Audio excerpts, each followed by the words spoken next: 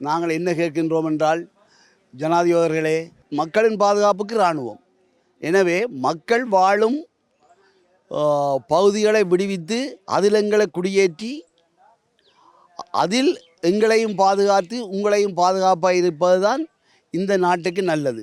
அதை விடுத்து மக்கள் இல்லாத காணிகள் தான் இராணுவத்துக்கு பாதுகாப்பு என்று கூறினால் அது ஒரு கேலிக்குரிய விஷயமாக தான் எங்களுக்கு படுகிறது. ஏனென்று கேட்டால், உங்களுடைய இராணுவம் பலவீனமான இராணுவமா?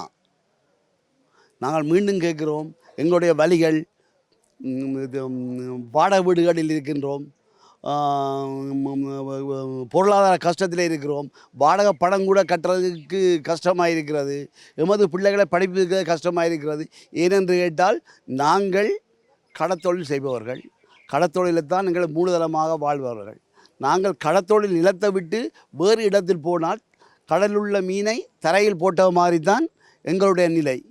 ஆகவே உங்களை பணிவன்புடன் கேட்கின்றோம், சும்மா இருக்கும் இந்த காணிகளை, தேவையற்ற காணிகளை நீங்கள் விரைவில் விடுவித்து எங்களை அகதிகள் என்ற அந்த தன்மையிலிருந்து மாற்றி நாங்களும் இந்நாட்டு மக்களை என்று வாழ எங்களுக்கு வழிவகுங்கள் என்று தாழ்மையிடம் கேட்டுக்கொண்டு